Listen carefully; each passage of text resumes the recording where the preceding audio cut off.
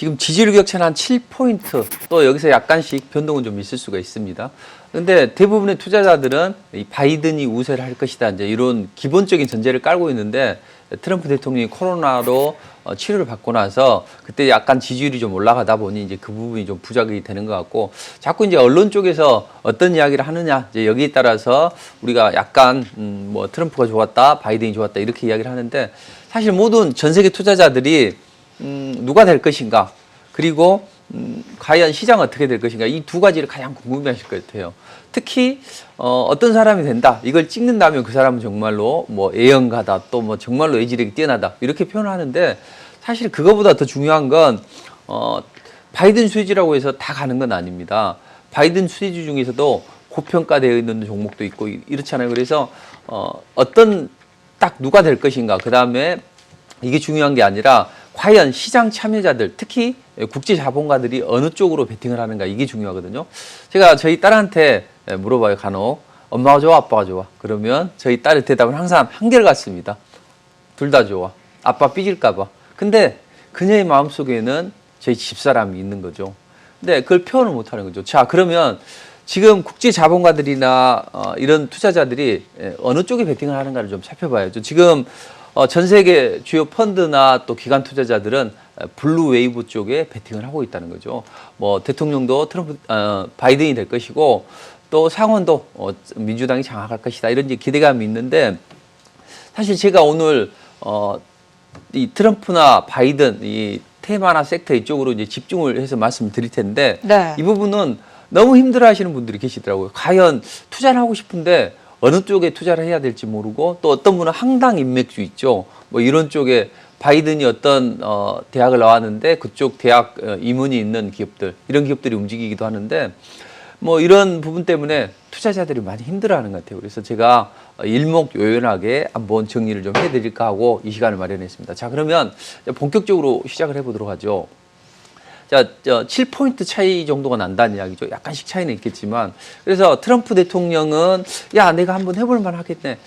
코로나 걸려서 끝난 줄 알았는데, 야, 그래도 민심이 나를 버리지 않아 해서 집중적으로 공략을 하는데, 과거에 보면 판벨트나 러스트벨트 지역, 이쪽이 트럼프 표밭이었다고요. 근데 판벨트 지역은 중국이 어쩔 수 없이 뭐 콩도 사고 또 옥수수도 사고 해서 나쁘지 않다는 이야기죠. 근데 러스트벨트, 세라강 공업 지역은 그닥 좋지가 않아요. 그래서 이 바이든 쪽으로 좀 많이 좀 돌아가는 그런 분위기가 나오고 있습니다. 뭐 펜실베니아, 미시간, 뭐 위스콘신, 뭐 오하이오 이런 쪽으로 보면 전체적으로 바이든이 좀 우세를 해요. 그래서 야, 내가 이거 내 밥그릇 뺏기면 안 되겠지 하고 이제 집중적으로 이쪽을 좀 공략을 하고, 그다음 마지막 최대 극전지, 가장 선거인단이 많죠. 뭐 이 플로리다 쪽에 좀 집중을 하고 있는 그런 흐름이 나오고 있어요. 근데 바이든은 봤더니 야, 그래도 내가 러스트벨트 지역도 잡았는데, 유일하게 좀 트럼프 표밭, 민주당 공화 한번 공략을 해볼까? 여기만 잡으면 되겠는데 해서 지금 조지아하고 또 플로리다 이쪽에 좀 집중을 하는 그런 경향이 있거든요.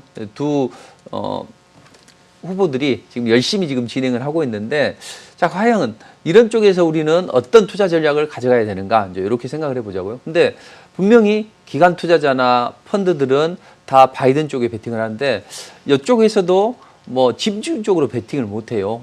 약간 불안한 거죠. 이들 투자자들도 혹시라도 있을 대선 불확실성 때문에. 근데 누가 되든지 약간의 그 조정은 있을 거예요. 지금 트럼프 대통령이 되면 그래도 야, 대선 불복 시나리오는 물 건너갔고 좀 안정이 되겠다, 이렇게 해서 좋아지겠지만, 만약에 또 트럼프 대통령이 된다고 해서 바로 올라가는 건 아니에요. 네. 한번 살짝 흔들릴 수가 있어요. 왜냐하면 2016년도에 이후에 대선 이후에 결국은 올라갔지만, 야, 갑자기 트럼프 대통령이 대내에서 시장의 예상을 뒤엎고 올라갔기 때문에 이런 부분은 된다는 이야기죠. 그래서 최근에 뭐 애플 때문에 빠졌다 이렇게 하지만, 물론 빅테크 관련주들이 많이 빠지긴 했습니다. 그렇지만 지금은 대선 불확실성 때문에 너도 나도 약간 비중을 줄여보고 이런 흐름이기 때문에 전체적으로 좀 이번 대선 지나고 나서 조금 시간이 지나면 이제 새로운 대통령이 뭐 추가 부양책도 나오고 또 경기를 살릴 것이다, 코로나도 잡히고 뭐 이런 기대감이 반영이 될 수가 있습니다. 자, 그럼 이제 트럼프 대통령이 뭐 되면 좋고 또 누가 되든 상관이 없는데 문제는 뭐냐면 불확실성이라는 거죠. 민주당에서 두려워하는 것들이 혹시 트럼프 대통령이 깡짜를 놓지 않을까 이런 우려감 때문에 그렇다는 이야기죠. 자, 그러면 민주당이 들어오는 시나리오를 몇 개 좀 살펴보면 네. 트럼프 대통령이 야 지금 계속 우편 투표에 대해서 부정이라고 이야기를 하고 있잖아요. 근데 이 우편 투표에 대해서 정식으로 부정 투표라는 것을 제기를 하거나 아니면 봤더니 선거 당일날 분위기가 괜찮아 그러면 야 내가 대통령이야 하고 선언을 하고 나서 본격적으로 이 부정 투표에 대해서 먼저 이야기를 할 걸로 예상이 됩니다. 자, 그러면 조기 투표를 했는데 분명히 주로 유권자들이 민주당 쪽이잖아요. 그러니까 민주당에서는 분명히 이 문제가 제기가 되면 불리합니다. 물론 표를 거쳐서 하면은 결국은 뭐 결과가 나오겠지만 지금 위스콘신이나 아니면 펜실베니아 이쪽 경합주 쪽에서는 야 우리가 11월 3일 대선 당일까지는 뚜껑을 안 열어보겠다. 그런 입장을 보이고 있잖아요. 그래서 이런 부분이 좀 증폭이 될 수 있고 이 부분을 미리 포석을 깔고 이 베럿 판사를 연방 대법원 쪽 판사로 했죠. 그래서 보수가 진보보다는 훨씬 더 많은 그런 상황입니다. 그래서 6대 3으로 보수 판소가 압도적인데 이런 부분은 트럼프한테 유리하게 좀 작용할 수 있습니다. 두 번째 또 생각해 볼 수 있는 게 미국은 선거인단이 승자 독식 구조로 가져가요. 그러니 이 부분이 상당히 좀 문제가 될 수 있다. 왜냐하면 보통 이제 뭐 부재자 투표나 모든 이제 투표를 다 끝내면 주지사가 전달한다는 이야기예요. 근데 만약에 주지사가 전달하는데 경합주 쪽에서 보면 이의를 제기할 수 있겠죠. 조금 진 쪽에서. 그러면 이 부분이 충돌이 일어나게 되면 문제가 될 수 있는데 주로 보면 경합지 쪽이 주로 이 민주당 쪽이 주지사를 보유하고 있거든요. 펜실베니아부터 시작을 해서 노스캐롤라이나까지. 근데 그쪽의 의회는 주로 공화당이 장악을 하고 있다고요. 그러면 네가 이겼네, 내가 이겼네 서로 막 치고받고 할 거라는 이야기죠. 그러면 그때 제 시간에 도착이 못한다는 이야기입니다. 원래는 주지사가 전달을 의회에 통보를 해야 되는데 각각 통보를 하는 거죠. 주지사도 통보하고 의회도 우리가 이겼다 이렇게 하다 보면 야 가만히 지켜보니까 이게 안 되겠네 해서 이제 이야기가 좀 정리가 돼야 되는데 빨리 정리가 안 되면 안 된다는 거죠. 지금 선거인단은 12월 14일로 투표를 하고 미 의회에서는 1월 6일 날 대통령을 선포를 하니까 이 부분이 좀 길어지게 되고 이게 대부분까지 가게 되면 아무래도 트럼프 쪽이 좀 더 유리할 수가 있겠죠. 자, 이런 부분. 그다음에 좀 확률은 좀 낮은데 불확실성 선거가 발생할 수가 있어요. 보통 한 270표 이상을 얻어야 성공을 하는데 이게 안 됐을 때 과연 어떤 문제가 발생할 수 있냐. 이랬을 때는 이제 미국의 수정헌법대로 진행을 해야 됩니다. 그래서 만약에 뭐 대통령은 하원에서 결정을 하는데 문제는 하원이 낸시 펠로시라는 이야기죠. 그러니 좀 그런 부분은 좀 불리하고 대신 이걸 공화당 쪽에서는 뭐 나는 승인을 못하겠다 해서 이것도 대법원으로 넘기고 이런 흐름이 나올 수가 있다는 이야기죠. 이런 부분이 시장의 좀 불확실성을 자극할 수 있는 그런 측면이 있습니다. 또 하나 이제 과격하게 좀 생각을 해보면 미국은 어떤 구구단체가 집단 행동을 하고 있죠. 이번에 트럼프 대통령이 야 히트먼 주지사 제발 감옥에 가다 버려 그랬더니 이쪽에 구구단체가 뭐 미시간주에서 주지사 납치하려다가 미수하는 그런 현상도 발생했는데 과거에 보면 부시하고 고우하고 맞붙었을 때 일부 지역에서 표가 약간 좀 안 좋았어요. 그래서 표가 좀 적은 표를 해보자 하면서 표차가 좁혀졌거든요. 근데 표차가 좁혀졌는데 이때 구단체가 투표장에 개표하는데 난입을 해서 네. 이걸 제대로 끝내지 못하게 하고 그로 인해서 이게 뭐 법원이 나서서 야 봤더니 직접 수작업해봐 했더니 정말로 표차가 들어오던데 막 그래가지고 이게 문제가 되고 또 구단체가 뭐 과격하게 하다 보니 야 이래서는 안 되겠다 싶어서 이게 재검표를 중지하고 그럼 내가 그냥 알았어 내가 미안해 내가 짓게 해가지고 끝났다는 이야기죠. 그런데 트럼프 대통령은 약간 좀 좋게 말하면 심지가 굳고 나쁘게 이야기하면 좀 약간 깡짜를 잘 놓잖아요. 그러니까 어떻게 될지 모르니까 이런 부분까지도 우리가 염두를 해둘 필요는 있다 이렇게 생각을 하시면 될 것 같습니다.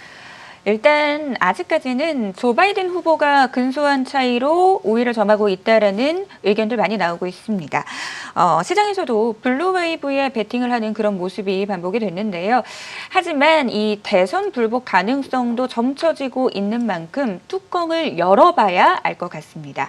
우리가 그렇다면 시나리오별 대응 전략을 잘 세워봐야 될 것 같은데요. 사실 주식 시장 투자자 입장에서 가장 혼란스러운 거는 트럼프가 당선이 됐을 때 혹은 조 바이든이 당선됐을 때 이 수혜주가 굉장히 극명하게 갈린다라는 점입니다. 우리가 지금 예측을 쉽게 할 수 없는 상황인 만큼 양측 후보가 당선이 됐을 때 어떤 종목들이 좋을지 좀 예상을 해볼 수 있을까요? 네네, 그렇죠. 일단 누가 당선이 되느냐에 따라서 해당 테마나 섹터는 극명하게 갈릴 수가 있습니다. 바이든이 되면 친환경이나 헬스케어 쪽 이쪽으로 좀 드라이브가 걸릴 수가 있고, 트럼프가 재선하게 되면 전통 인프라나 뭐 은행이나 국방 우주 이런 쪽으로 드라이브가 걸릴 수 있겠죠. 다만 바이든이 당선된다고 하더라도 태양광이나 풍력 이런 쪽이 지난번처럼 랠리가 나올 수 있냐, 아니면 시장에서 예상하지 못했던 그런 쪽에서 갑작스럽게 툭 튀어나올 수 있냐, 이런 부분을 생각해야 된다는 거죠.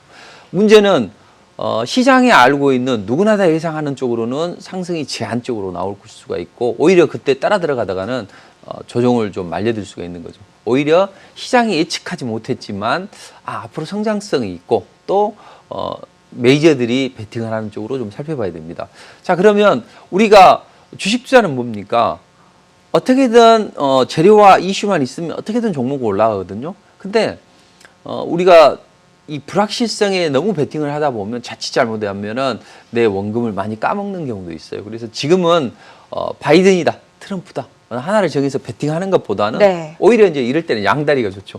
원래 동선 간에는 양다리가 좋고 이렇게 투자하는 데는 양다리가 좋습니다. 나머지 이선 간에는 양다리는 안 좋겠죠. 그래서 오히려 저는 주식 투자할 때 양다리 테마를 걸치는 것도 나쁘지 않다 이렇게 보여집니다. 왜?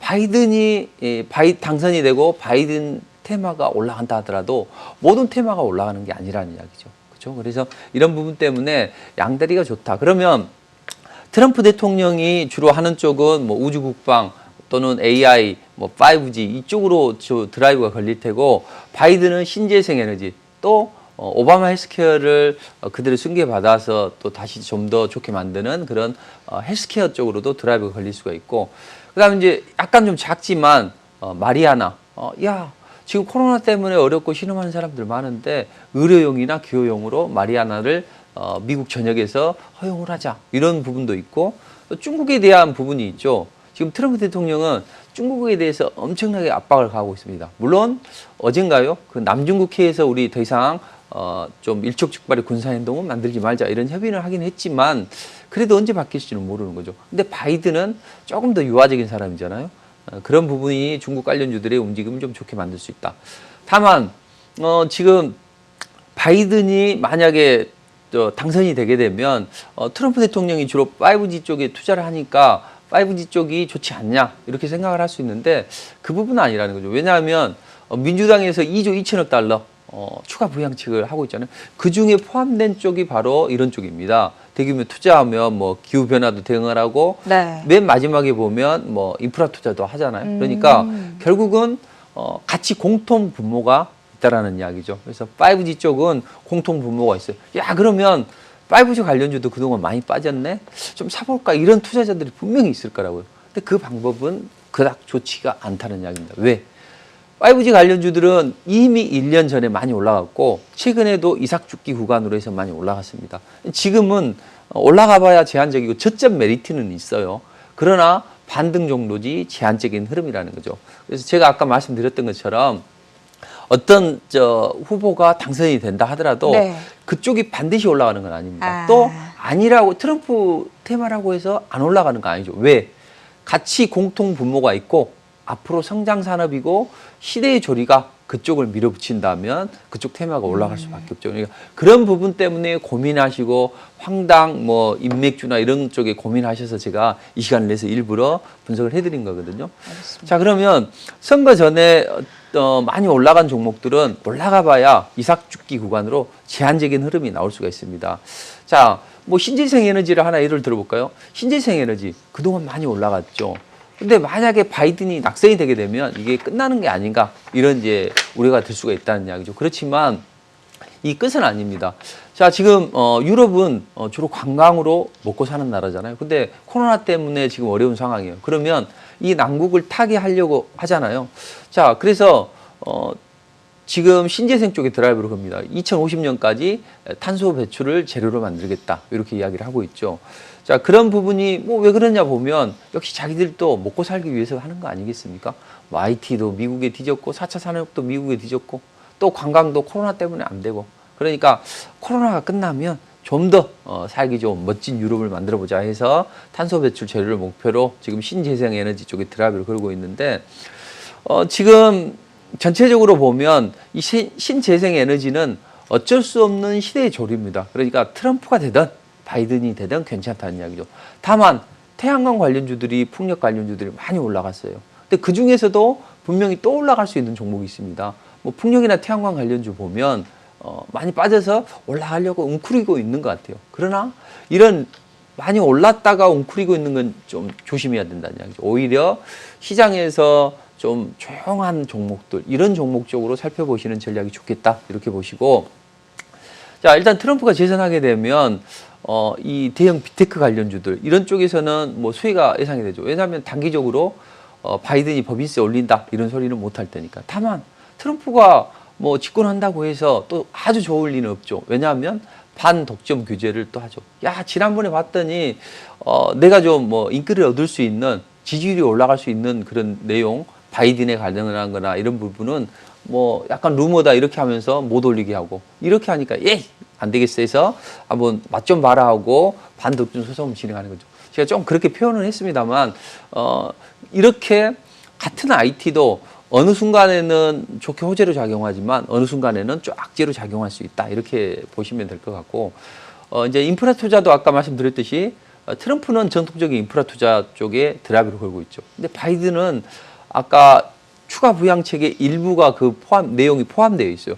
다만 그럼 인프라 투자를 사도 되겠는데 한데 막 사면 안 되죠. 왜냐하면 바이든 같은 경우에는 콘크리트 업체나 이런 쪽이 수혜가 될 수 있고 트럼프 같은 경우는 오히려 우리가 인프라 투자를 하는데 철강 쪽에 드라이브를 걸어봐야 되겠다 해서 중국이나 한국을 괴롭게 하기 위해서 미 철강 업체들을 드라이브를 건다는 이야기죠. 그럼 아무래도 우리는 철강 업체들은 아주 좋지는 않겠죠. 최근에 바이든이 약진하니까 뭐 포스코도 약간 올라갔는데 그런 움직임은 나오는 것이고 그다음 이제 항공 쪽을 보면 서로 약간 추구하는 바가 좀 달라요. 바이든은 야 어떻게든 내가 대통령 되면 코로나 때려잡겠다 이렇게 공언하고 있잖아요. 그러면 민간 항공 쪽에서 좋아진다고요. 대신 트럼프 쪽은 아니야 내가 중국을 잡기 위해서 그리고 내가 세계 최고가 되기 위해서 뭐 방산 쪽에 드라이브를 건다는 이야기죠. 그래서 방산주들의 움직임이 좋아질 수 있다. 이렇게 좀 생각을 해봅니다.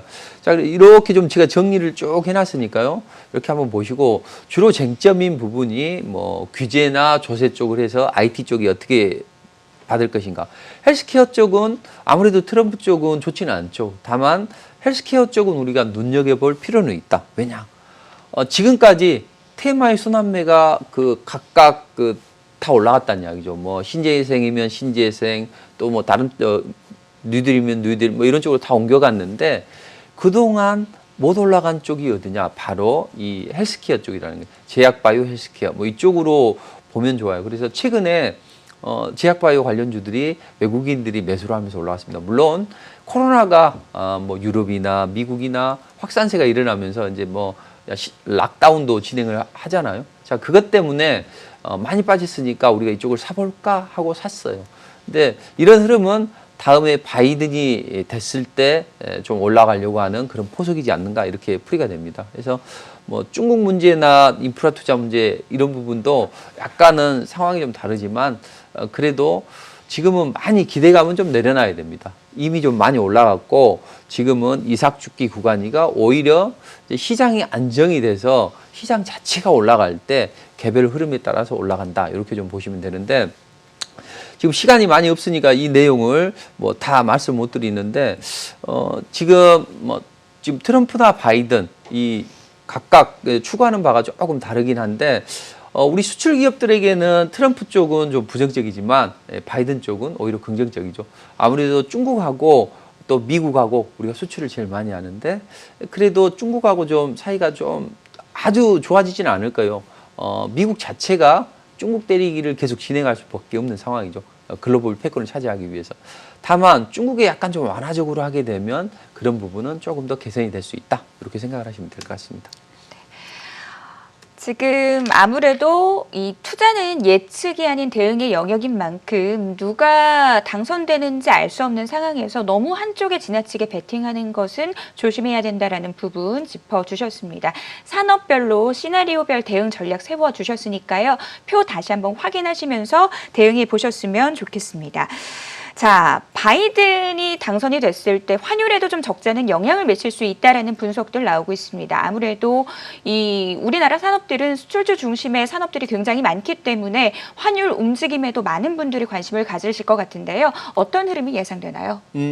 일단 신흥국 통화가 좀 강해질 것 같습니다. 여기 표를 한번 보시면 지금 뭐 한국의 원이나 멕시코 페소나 아니면 중국의 위안 쪽은 좀 강해지죠. 반면에 러시아 루블라나 아니면 터키 리라는 쪽은 좀 약해지죠. 자, 이런 흐름이 나오는데 왜 그러냐?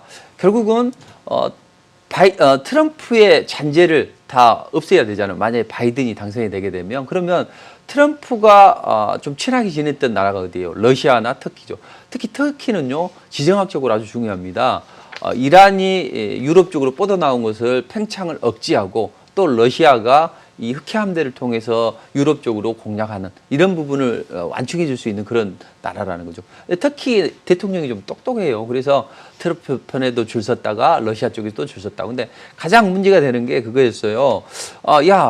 터키가 뭐 미국 걸 안 쓰고 러시아 지대공 미사일 그 시스템 S-400을 도입을 했다는 이야기죠. 이것 때문에 미운털이 박혔는데 그것 때문에 약간 트럼프하고도 소원한 관계도 됐어요. 그리고 유럽 쪽이나 이 중동 지역에서 자기들이 입지를 구축하기 위해서 러시아하고 약간 반목의 역사가 진행이 되고 있습니다. 뭐 이를테면 정부군을 터키는 미는데 러시아는 또 이쪽을 미고 해서 한 서너 정도의 나라에서 서로 다른 쪽을 민다는 이야기죠. 자, 이런 부분 때문에 얘네들끼리도 약간 좋지는 않지만 전체적으로 바이든 입장에서 보면 뭉뚱거려서 야, 얘네들은 안 돼. 이런 이제 생각을 한다는 이야기죠. 그래서 터키나 러시아는 아무래도 조금 흐름은 좋지는 않습니다. 그렇지만 오히려 바이든이 되게 되면 우리 원화는 좋은 흐름이 나올 수가 있어요. 최근에 원화가 안 올라가다 보니까 뭐 대형 수출주들이 쉬어가죠. 삼성전자가 엄청난 영업이익을 냈음에도 불구하고 안 올라간다는 이야기죠. 그 이유는 뭐냐? 이 수출 채산성이 안 맞아요. 환율이 자꾸 빠지다 보니 이런 부분이 나중에는 좀 더 개선이 될 수 있는 그런 측면이고, 자, 지금 그렇다고 하더라도 국제 자본가들은 어느 한쪽으로 뭐 신흥국 쪽에 뭐 막 드라이브를 걸지는 않습니다. 눈치 보기 장세가 진행이 되지만 대선이 또 확정이 되고 나면 그 다음에는 신흥국 쪽으로 좀 더 밀어붙일 개연성이 높다. 그래서 최근에 보면 신흥국 주식펀드 쪽으로 자금이 많이 유입이 되고 있습니다. 이런 부분은 긍정적으로 보시면 될 것 같습니다. 바이든이 당선되게 되면 이머징 마켓의 통화가 강세를 보일 수 있다라는 부분 짚어주셨습니다. 대표님, 사실 그 우리나라에서도 대선이 다가오면 진짜 별 희한한 인맥주들 굉장히 많이 부각이 되잖아요. 네. 저는 근데 이번에 좀 놀랐던 게 네. 그 바이든이랑도 어떻게든 작은 연결고리라도 그렇죠. 찾으려고 별 희한한 테마들이 다 있더라고요. 네. 그 안에서 진짜 쓸만한 종목이 있긴 한 건가요? 단언하면 안 되지만 그닥 없는 것 같습니다. 뭐 옥석을 가리자면 그 중에서도 괜찮은 종목은 있긴 있어요. 그렇지만 이 이유 때문에 좋지는 않다. 황당 인맥주가 보면 시라큐스 대학원 법대 졸업을 했는데 바이든이 야, 우리나라에서도 기업인이 그쪽을 졸업한 사람이 있다고 하네. 근데 가장 황당한 게 한성기업 같은 경우에죠. 뭐 이 대표는 79년생인데 바이든은 42년생이라는 거죠. 너무 격차가 많이 벌어졌잖아요. 너무 많이 차이 나네요. 그렇죠. 너무 같죠. 네. 엮으려고 해도 좀 너무 같다. 이렇게 보시고. 다만 관련주들이 보면 전체적으로 안 좋은데 마이크로 프렌드 같은 경우에는 반도체 업체거든요. 근데 이 종목은 얼마 전에 최대 주주가 변경이 되고 나서 움직였죠. 다음에 반도체 관련주들이 움직이면 같이 움직일 수 있는 그런 상황입니다. 왜냐하면 만약에 바이든이 되게 되면 그동안 반도체 기업들 뭐 M&A 장벽 좀 쳐놨던 거 허물 수도 있으니까 그런 측면에서는 좀 긍정적이다 이렇게 보시고 좀 우리가 관심을 가져봤던 종목들이 그 마리아나 관련주잖아요. 해리스 후보가 마리아나 쪽에 미국에서도 전체 좀 허용을 해보자 이런 이야기가 나오고 있고 유죄 판결을 받은 사람도 범죄를 다 말소하자. 이런 이야기까지 나오는데 관련주들이 대부분 보면 너무 안 좋아요, 재무적으로. 그리고 올라갔던 그 종목도 오선 첨단 소재도 이미 선반영이 됐다. 그래서 볼 필요는 없다. 이렇게 생각하시면 될 것 같습니다. 마지막으로 이것만 빠르게 여쭤볼게요. 사실 시장에서 이 여러 가지 수혜주들이 거론되고 있기는 한데 우리가 사실 수익을 잘 많이 챙겨 보려면 시장에서 남들이 알지 못하는 거를 좀 발굴을 해야 되잖아요. 네. 어떤 것들 좀 발굴해 볼 수 있을까요? 만약에 바이든이 되게 되면 네. 조금 더 중국하고는 지금보다 나아질 거라고요. 그렇다면 중국이 기회를 이용해서 달러 패권을 좀 위협하기 위해서 디지털 화폐 쪽으로 드랍을 건다는 얘기죠. 이미 인민은행이 디지털 위안화를 발행을 하려고 하고 있습니다. 자, 이게 1대1로가 맞물렸어요. 못 사는 아시아 아프리카 나라들한테 자기들이 댐 지어줄게, 도로 지어줄게 해가지고 부채 함정에 빠지게 해놓고 야, 그러면 우리 디지털 위안화 쓰면 빚 좀 탕감해 줄게 해서 디지털 위안화를 걔네들한테 들이민다고요. 그럼 그쪽에서 옳다구나 하고 그쪽 사죠. 그러면 했더니 빚도 탕감해 주고 괜찮아 나쁘지 않아. 그럼 야, 나 괜찮은데 너도 써봐 해서 여기저기 쓰다 보면 이게 국제적으로 통용되는 범위가 너무 넓어진다는 이야기죠. 최근에 디지털 화폐들이 움직였는데 다시 우리나라도 디지털 화폐 쪽으로 드랍을 걸 겁니다. 그러면 지금은 좀 저가 메리트는 생기는 구간이니까 조금 더 지나서 좀 보시고 오히려 중국이 미세먼지 쪽으로 우리나라 많이 유입이 될 수 있어요. 중국이 아무래도 이제 뭐 바이든이 되면 조금 더 열심히 해서 뭐 공장을 가동해보고 그렇게 되면 또 그동안 잠잠했던 미세먼지가 날아올 수 있으니까 미세먼지 관련주 중에서는 좀 괜찮은 종목이 또 있다는 이야기죠. 그리고 만약에 대선 불확실성이 진행이 되게 되면 그동안은 뭐 다른 쪽에서 움직였지만 이번에는 비트코인 쪽도 좀 잘 살펴봐야 되고 그다음 우리가 친환경 테마 하는데 다 움직였다는 이야기죠. 그러면 안 움직이는 쪽이 어디가 있을까 보면 차량 경량화, 차 무게 줄여야만 또 이 탄소 배출도 좀 줄여들잖아요. 그래서 이쪽도 좀 드라이브를 걸 것이고 이렇게 보시면 됩니다. 그래서 제가 대략 시장이 감지 못하는 수혜주 이렇게 해서 이제 쭉 열거해 놨는데 흔히 시장에서 이야기하는 뭐 풍력이면 어떤 쪽인데 그런 쪽보다는 많이 올라가 있는 거 배제하고 혹시 올라갔다면 눌림목을 주고 그래도 올라갈 여지가 있는 종목들을 제가 좀 뽑아놨고 그다음에 그나마 좀 안정이 된 자리에서 튀어 올라갈 수 있는 그런 종목들 위주로 이렇게 좀 뽑아놨으니까 이걸 좀 참고하시면 될 것 같습니다. 그리고 풍력 같은 경우에도 보면 세진공업 보면 네덜란드의 해양 설계 전문 기업에다가 해상 풍력용 부유식 하부치를 제작했죠. 자, 이런 쪽으로 뭔가 시장이 좀 예측하지 못하고 앞으로 성장성이 있는 쪽으로 좀 보는 게 좋다 이렇게 보시면 되겠습니다. 그래서 뭐 현대에너지솔루션이나 세진 그다음에 2차 전지 쪽은 이런 쪽들 수소차 쪽은 한번 드라이브를 걸게요. 그러니까 수소차를 잘 봐야 됩니다. 제가 다음에 수소차 쪽 드라이브를 이제 걸릴 때 한번 말씀드릴 텐데 이를테면 뭐 우리 대통령이 갑자기 현대차를 방문해서 뭐 어떻다 이런 소식이 나온다든지 아니면 수소차 쪽에 드라이브를 건다든지 할 때는 영화테크나 그동안 못 올라갔던 이런 종목을 좀 보시고 차량 경량화 쪽으로는 알루코 이런 걸 보면 좋을 것 같아요. 알루미늄 가지고 TV 프레임을 개발해서 삼성에 납품하는데 뭐 태양광 쪽 모듈 프레임이나 자동차 관련 이런 쪽으로 드라이브를 걸고 있으니까 이런 것도 좀 보시고 자 가장 중요한 거 자 하나 테마만 되는 게 아니라 두 개, 세 개 엮이는 종목 테마가 좋습니다. 반도체 기업 중에 이런 기업들이 있다냐. 제가 그 중에서 찾아봐서 가장 그래도 올라갈 수 있는 그런 확률이 조금 더 나았고 두 개 좀 합해지는 쪽이 어디냐 봤더니 에로티 백큐이나 원익 IPS 이런 쪽이라는 거죠. 원익 IPS 같은 경우에는 반도체 증착 장비를 맡은데 태양광 또 솔라셀도 만드는 업체죠. 에로티 백큐 같은 경우에는 지금 뭐 반도체나 태양광 셀 만드는 업체잖아요. 그래서 이런 부분이 중복이 되는 쪽을 살펴보시는 게 훨씬 더 낫다. 이렇게 보시면 될 것 같습니다. 뭐 제가 여기서 다 말씀드렸지 못했던 부분이 좀 많이 있는데 그런 부분은 특강을 통해서 다시 한번 말씀드리도록 할게요. 네.